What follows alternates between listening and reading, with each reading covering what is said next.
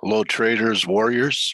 Dale Pinkert with TradeGATEHub.com, sponsored and powered by TradeView Markets, the broker where you can trade almost every instrument imaginable at competitive rates. Check it out, open a demo.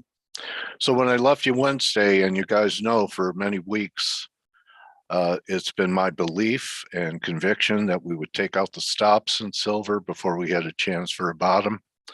So that happened last week, later in the week, and I started to buy into this market through silver miners, some gold miners, but you have to say that most of the longs are gone.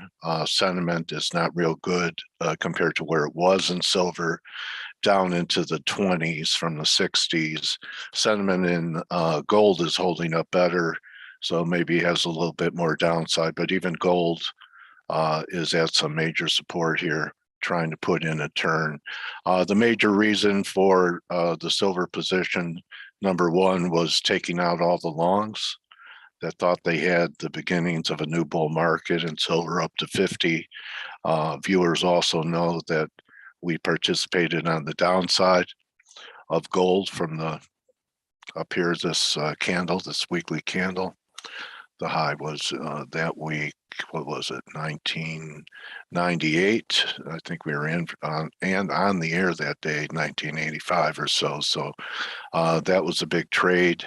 And the other reason was the gold-silver ratio reversed. I talked about a move in the gold-silver ratio from my intelligence gathering, and this was Peter Goodburn's number, up around 89 is what he was looking for, close enough for government work. So perhaps we're getting a turn in this gold-silver ratio, and I would say any close that's back under 83 will seal it back over these tops, this moving average that it broke out over. So you have some confluence here coming in at 82, 83, up around this high, and gold-silver ratio starts negating the breakout.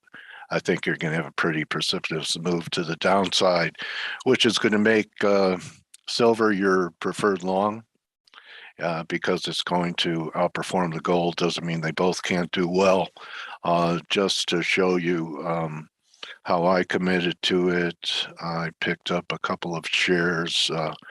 This is the gold share I bought, BTG, on Monday. As you can see, it held 78.6 back. It's up a few pennies today. And I bought this junior silver miner, Endeavor Silver, put in a nice little reversal week, trying to hold here. Again, like silver, all the longs are gone. Everyone thought they had a bottom. But remember, on the way up, I was saying how poorly the silver miners were acting in comparison to the gold. And although some of these silver miners, even big ones like AG, went to new lows, see, same thing, took out the lows. Many of the gold miners did not, looking at pullbacks still in Yamana. I still like Yamana. I look to add around 4.5 to 420. Put some more on, but that's my position right now. And one thing you could say about silver, and after silver I'll get to the currencies, is that when you look at it this week, not off to such a bad start. You actually have an up week. For a 2-week reversal, it's going to take quite a move, 22.33. But already the people that were liquidated out under 21.43 that probably felt pretty good, they were gone, especially when at last week's lows were, I talked about 20.50 I was looking for. Low was 20.46. There are a lot of people looking for lower numbers. You have some moving averages at 20. Someone I talked to today pointed out some type of gap down here at the 19 level. So a lot of people thinking 1866 is a possibility. I think it's more bullish if they don't give people a chance to buy it down here. Normally, what I've noticed is when everyone's looking for one level, either it doesn't achieve it, and if it does, it is not that significant. So the more bullish scenario would be that silver bottom last week and closes back over this previous support where the stops were, would be your first good technical reason that silver has turned. So nice little action. Actually had some very nice divergence on the 4 hour down here on the 13th. It was Friday, I believe. So silver, I'm not talking about the short side in metals anymore. I don't think I will for quite some time. I'm thinking probably at least into October. I have some pretty, if this trade works out according to plan, I think we're going to see the upper 20s, low 30s for a wave, possibly 38 in silver. And when gold gets going, new all-time highs there as well. I think the miners are pretty cheap. So I want to talk about the euro. That was the headline, and I still think that there's a chance for the euro to make one more new low. This still doesn't look like bottoming action. Again, it looks like another flag like this sideways action did. And if you just do an arithmetic count, call it 104.5 and 103.5, you take that out, you go to about 102.40, and that's a very interesting level. Consensus on the euro, I think, is back to 11. It got down to only 5% bulls. But if we got down under this low, and this was back in 2017, that's 103.40. So that's, maybe we could trade 103, 102.5. No one will be even thinking about getting long because the next talk will be parity. But as I said last week, what I was going to time my purchases in the precious metals was going to be Aussie. Okay, and Aussie did get to this wedge line that I put up a few weeks ago. And if you look at the videos and you've been watching them, even when we were railing here, I said we needed to take out this double bottom. So we've done a lot of shaking out of positions that people are probably going to be right the market, wrong the trade. And we almost got down towards this 68 level, but my big call was we're going to see it under 70 again. And I have some levels around 67, 70. Maybe we pierce this wedge line a little bit, but I'd say another 150 lower, 180 lower. You could also buy it and hope you're early to build a position, but Aussie is my preferred long over euro, although I think the euro is going to surprise some people. In fact, the euro pound has been one of your best performers on the currencies for a long time.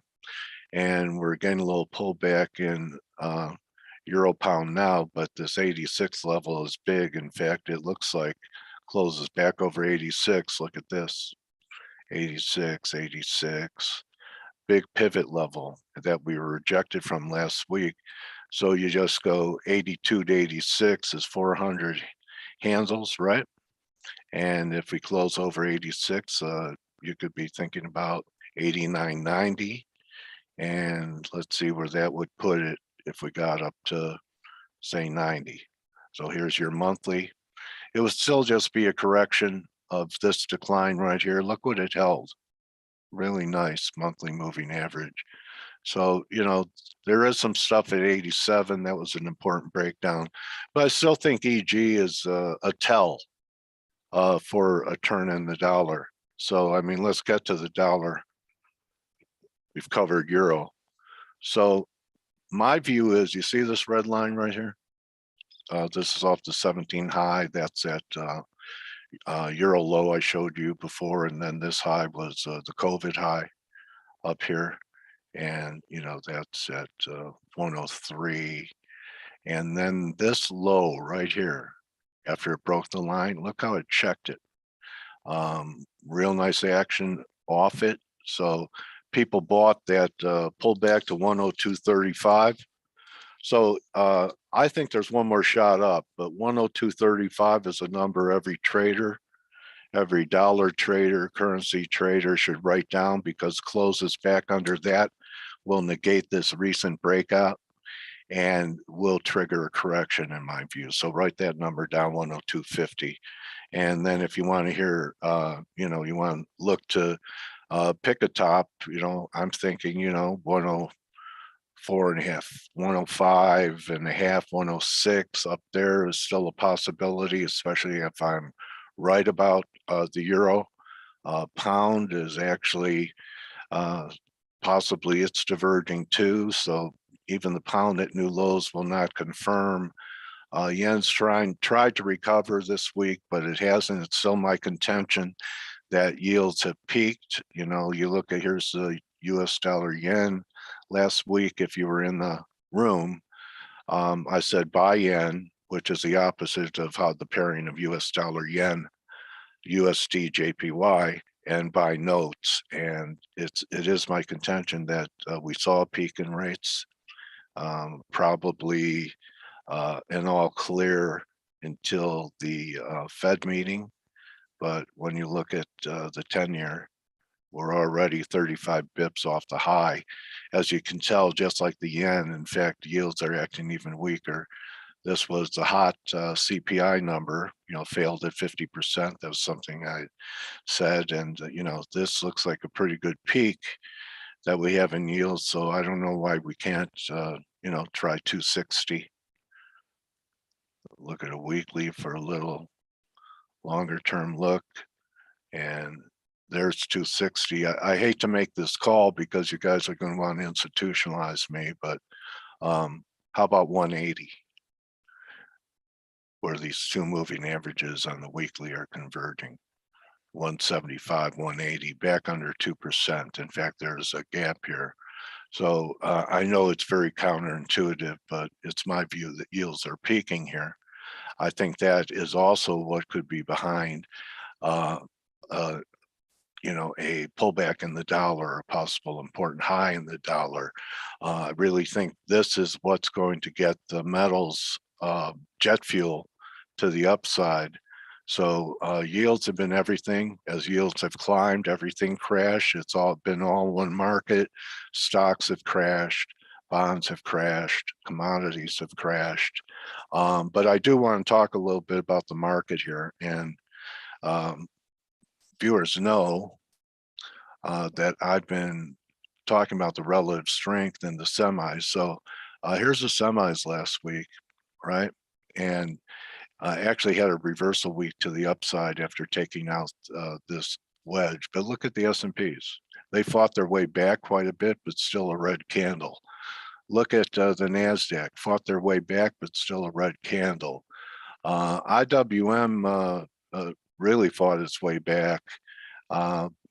Better close than the rest of them, but the semis had one of the best closes. And, you know, I look for things with relative strength. So you see the semis, you know, they did diverge at the lows on multiple time frames. See the daily, see new lows, and the RSI is not even close, actually left a little island. And then an issue that I recommended, which turned out to be a real nice relative strength in the semis, is when the semis were making new lows, United Microelectronics, UMC, was not, put in a higher low. So this is a pretty good looking chart. And if we're going to have a rally in the S&Ps, maybe back to 4,200, you know, this could be a nice trade that'll participate. I think it's the group I'd want to be long during a risk-on period in the market. Say for the S&Ps, of course, we have to get back above 41. But I think this low that we had, and it was on Friday, 38.50, that was 38% back. So we get over 41, just arithmetically, that's 150 handles. So that's going to give you 42.50 or so. And then we'll see if it's a bear market rally or not. So a lot of things happening on the board here today. And like I said, all one market. The semis are opening weaker. They're down 3, okay? And then you see like this stock I like in the semi is the semi. I don't know if it's in the index, barely lower.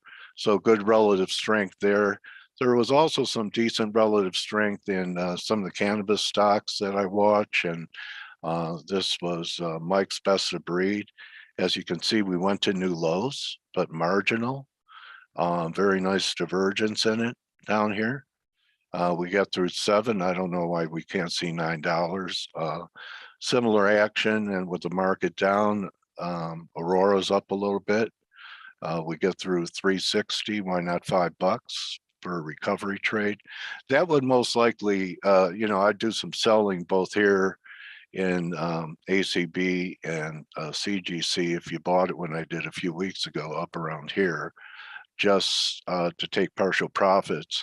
And in case this bounce that we get in S&Ps is just that, a bounce before a break to new lows. So you still have to be two-sided and not be looking for huge position trades, although I must say I've waited a long time for silver here, okay?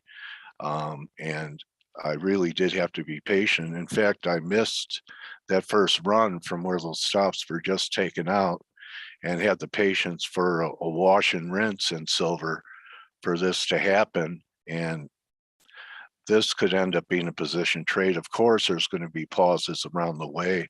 23.5 looks pretty doable. That's a breakdown out of this trend. But I am looking for what are going to be, I think, at least intermediate term lows in the precious metals and in the Aussie, and eventually the euro and cable. So a dollar peak is something I've been looking for. I was very early on, but I think we're getting closer, and that's going to be the jet fuel behind a bull move in silver. So when I look at silver on a weekly basis, I'd like to see it get back above the breakdown here, 21.84, just back above these prior lows would be a good sign. And gold still down, but I think gold is not a bad shot in here over the next couple of days.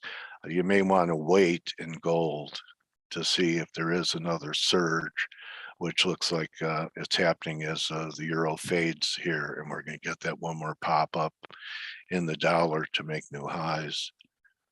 Almost there now. But as you can see, there is a possibility, if it's not a rocket ship, that we could diverge in the dollar. So those are my views. I have a great guest, Rohit from at India Charts, is going to be with us Thursday. In fact, I talked to him a few months ago when he thought the dollar was peaking and markets were on their way. We'll see if he has had a change of heart since April. April was a very intense month for risk, and that should be a good interview. S&P is down 30 right now, and even with the market lower, silver up 23. So for me, silver 2022 is my trade of the year. So we'll see how it works out. I waited 5 months for it to clean out the longs. Now I'm long. We'll see if my contrarian ideas work in that. Mike's going to be on the air in an hour and 11 minutes, and he'll take you through more individual type stocks. And Mike and I will be on tomorrow at 11 a.m. Eastern. I love comparing my notes with Mike and seeing what he's saying. I think there was a question in the main chat about Freeport, and Freeport to me doesn't have the same type of structure that, say, semis do. See, so although I think, and copper is an economically sensitive metal, and I know silver is also an industrial, but I am not as constructive on industrial commodities as I am on monetary hedges and agricultural commodities. I hope that answers your question, buddy. About Freeport. I think there are stronger looking buy candidates for this rebound than Freeport, in my opinion. Copper still doesn't really have a great look to it. I think that, copper could still break another, 80 cents or so. So I'd be more willing to let Freeport rally and sell the rally. That help? Okay, everybody. So have a great day trading.